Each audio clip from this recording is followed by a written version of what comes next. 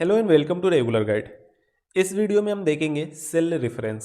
Cell reference होता क्या है, सबसे पहले हम यह समझ लेते हैं। जब भी हम कोई फंक्शन इंसर्ट करते हैं तो मोस्ट ऑफ द केस होता क्या है कि हम किसी सेल का रेफरेंस देते हैं, ना कि हम वहाँ पे कोई वैल्यू इनपुट करते हैं। जैसे एग्जांपल से हम इसको समझते हैं।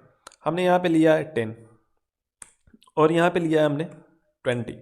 अब इन दोनों को हमें मल्टीप्लाई करना है, तो हम क्या करेंगे, यहाँ पे इक्वल 10 मल्टीप्लाई विथ 20। एक तो हमारा यह तरीका है, हमारा रिजल्ट आएगा 200 सही आएगा। बट इन फ्यूचर हमने इस वैल्यू को चेंज कर दिया, 15 कर दिया।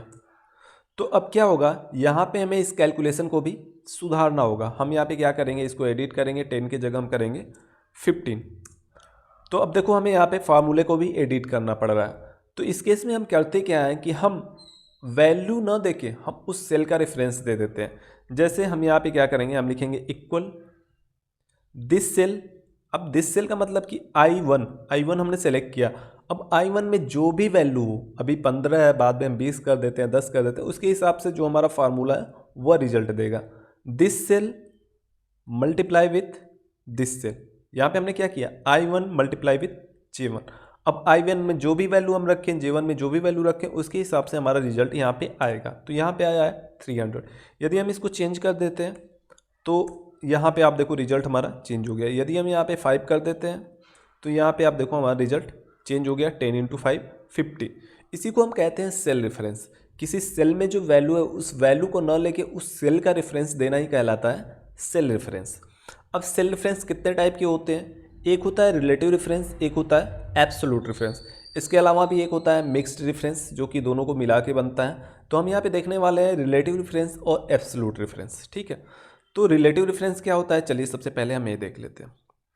मैंने एग्जांपल के लिए यहाँ पे कुछ स्टूडेंट्स के नेम लिए हैं और यहाँ पे ये दिया गया है, कॉलम सेकेंड में दिया गया है किस स्टूडेंट ने कितने मार्क्स पाए हैं और यहाँ पे टोटल मार्क्स दिया हुआ है। और यहाँ पे हमें परसेंटेज कैलकुलेट करना है, किस स्टूडेंट ने कितने परसेंट मार्क पाए हैं इस सेल में, इस कॉलम डी में हमें यह कैलकुलेट करना है। ठीक है, तो अब हम क्या करेंगे, अब ऐसा नहीं कि हम बार बार सबका बारी बारी से परसेंटेज कैलकुलेट करेंगे। हम एक ही का परसेंटेज कैलकुलेट करेंगे, फार्मूला को नीचे ड्रैग कर देंगे, हमें सबका रिजल्ट मिल जाएगा। ठीक है, तो हम यहाँ पे लिखते हैं इक्वल परसेंटेज कैलकुलेट करने का फार्मूला क्या है, आप 10 mark divided by total mark और हम मल्टीप्लाई कर देंगे 100 से, क्योंकि हमें परसेंटेज में चाहिए वैल्यू। हम कर देते हैं एंटर और इस फार्मूले को हम नीचे ड्रैग कर देते हैं। तो आप देखो हमने यहाँ पे परसेंटेज कैलकुलेट कर लिया। हमने किया क्या है, हमने केवल एक अर्पित का परसेंटेज कैलकुलेट किया है और उसको हमने नीचे ड्रैग कर दिया। यहाँ पे हमने सबका परसेंटेज मिल गया। अब हुआ क्या, पहले केस में हमने क्या किया, हम इसको डबल क्लिक करते हैं। तो अब देखो हमने क्या किया, B5 डिवाइडेड बाई C5। इस B5 को हमने C5 से डिवाइड किया है। ठीक है, अब हम नीचे आते हैं, यहाँ पे देखते हैं। तो जब हमने फार्मूला ड्रैग किया तो देखो, जब हम इस सेल में थे तो हमने क्या लिया था, इसके लेफ्ट में जो दो सेल हैं उनका कैलकुलेशन हमने लिया था। हमने क्या लिया था, यहाँ पे हम डबल क्लिक करते हैं तो B5 डिवाइडेड बाई C5, मतलब इसके लेफ्ट में जो दो सेल हैं उनको हमने लिया था B5 और C5।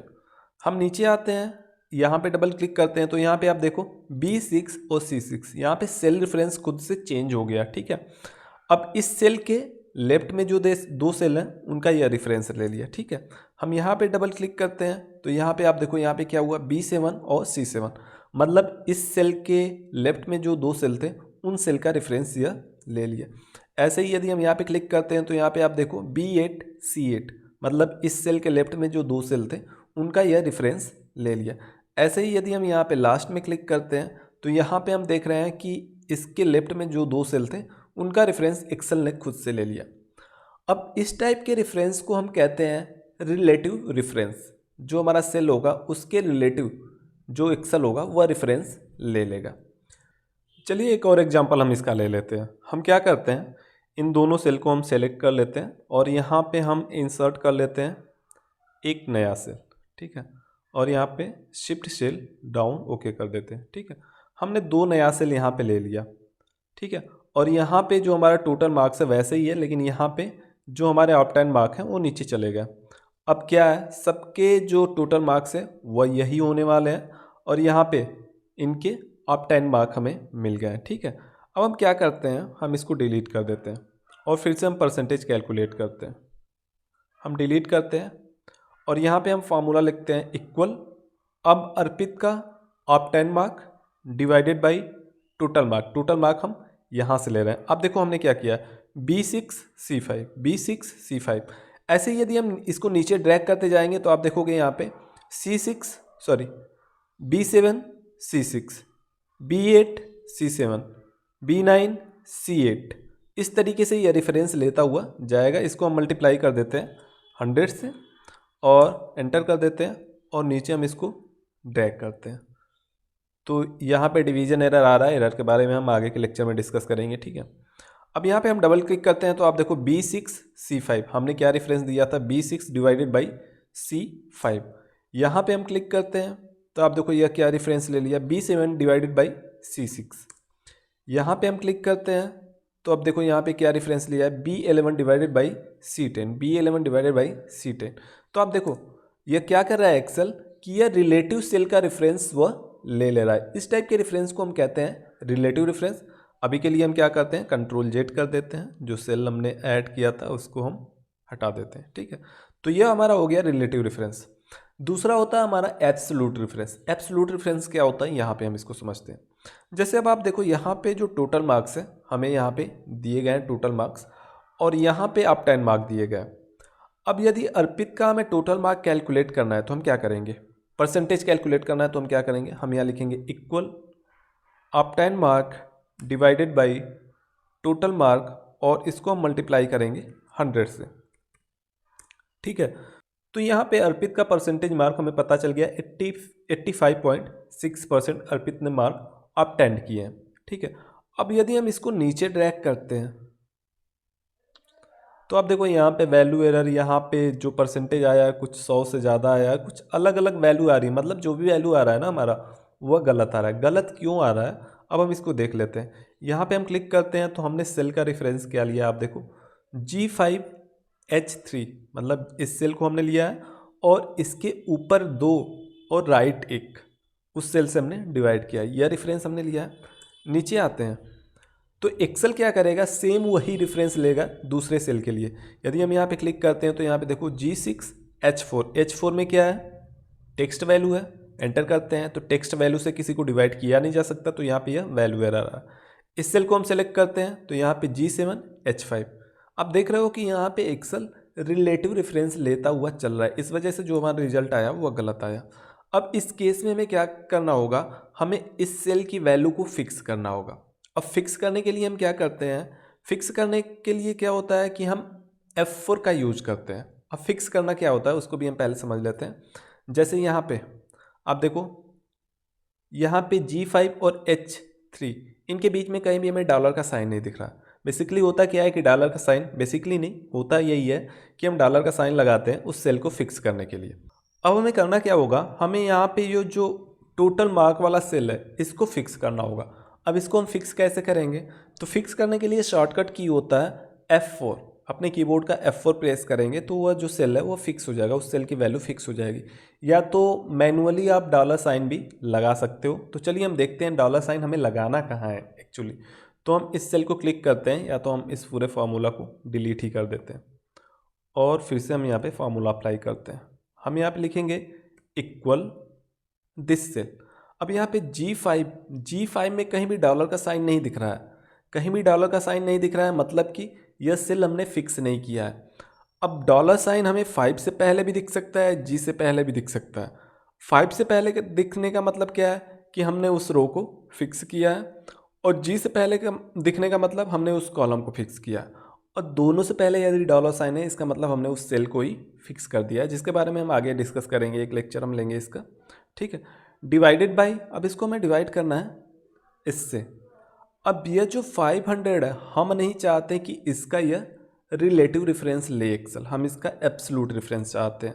तो अब इसके लिए हम क्या करेंगे, इस सेल को फिक्स कर देंगे। फिक्स करने के लिए या तो हम मैनुअली डॉलर साइन लगा सकते हैं या तो हम F4 प्रेस करेंगे। F4 हमने प्रेस किया तो आप देखो H से पहले भी और 3 से पहले भी डॉलर साइन लग गया। इसका मतलब यह हमारा जो सेल है यह फिक्स हो गया। हम फार्मूले को कहीं भी ड्रैग करें, हमने इस सेल का रेफरेंस दिया है, यह सेल रेफरेंस हमारा कभी भी चेंज नहीं होगा। अब इसको हम मल्टीप्लाई कर देते हैं 100 से और एंटर कर देते हैं और अब हम इसको ड्रैग करते हैं। तो अब आप देखो जो हमारा रिजल्ट आया हम यहाँ से मैच कर सकते हैं, जो हमारा रिजल्ट आया है सही आया। अब हम देखते हैं हुआ क्या। हम इस सेल पे डबल क्लिक करते हैं तो हम देख रहे हैं यहाँ पे G8, जो G8 है वो डिवाइड हुआ है H3 से, H3 से डिवाइड हुआ है, जो कि हमें करना ही था। अगर हम इस सेल को सेलेक्ट करते हैं तो यह जो G12 की वैल्यू है वह डिवाइड हुआ है H3 से। आप देख सकते हो रेड कलर में H3 से यह डिवाइड हुआ है, जो कि हमें H3 से ही डिवाइड करना था। मतलब अब हमारा यहाँ पे जो एक्सेल है वो जो हमारा रेफरेंस ले रहा है वो सही ले रहा है। अब यहाँ पे दो टाइप के रेफरेंस एक्सेल ले रहा है। एक तो यहाँ पे G5 को हमने फिक्स नहीं किया है तो इसके लिए एक्सेल रिलेटिव रेफरेंस ले रहा है। यदि हम नीचे ड्रैग करते जाएंगे तो G5, G6, G7, G8, G9, G10 ऐसे ये चेंज होता जाएगा। लेकिन H3 को हमने क्या किया है, फिक्स कर दिया है। फिक्स करने के लिए शॉर्टकट की है F4, ठीक है। F4 प्रेस करके हमने फिक्स कर दिया है। तो यहाँ पे H से भी पहले और 3 से भी पहले डॉलर साइन हमें दिख रहा है। इसका मतलब कि इस सेल की वैल्यू को हमने फिक्स कर दिया। हम फार्मूला को कहीं भी ड्रैग करें, यह जो सेल है मतलब जो डिवाइड हो रहा है वो इसी सेल की वैल्यू से डिवाइड होगा, दूसरे सेल की वैल्यू से डिवाइड नहीं होगा, क्योंकि हमने इस सेल को फिक्स कर दिया है। और अब हम एंटर कर देते हैं तो आप देखो यहाँ पे H3 का यह एब्सोल्यूट रेफरेंस ले रहा है। किसी भी सेल में हम क्लिक करते हैं तो हमें H3 देखने को मिलेगा। H3 यह चेंज नहीं हो रहा है। लेकिन यहाँ पे हम देखते हैं G5 का यह रिलेटिव रेफरेंस ले रहा है। यहाँ पे जैसे G5 है, हम यहाँ क्लिक करते हैं, G6 हो गया, यहाँ पे हम क्लिक करते हैं, G7 हो गया। तो यहाँ पे G5, 6, 7, 8 G के लिए, कॉलम G के लिए यह क्या कर रहा है, रिलेटिव रेफरेंस ले रहा है और H3 के लिए यह एब्सोल्यूट रेफरेंस ले रहा है। तो बेसिकली यह होता है हमारा रिलेटिव और एब्सोल्यूट रेफरेंस। यदि आपको कोई भी डाउट है तो आप कमेंट सेक्शन में हमसे पूछ सकते हो। और कैसे हम सेल की वैल्यू को फिक्स करते हैं, ये सारी चीज़ें हम एक अलग वीडियो में अच्छे से डिस्कस करने वाले हैं। उस वीडियो को भी आप जरूर देखिएगा। इस वीडियो के लिए इतना ही। Thank you.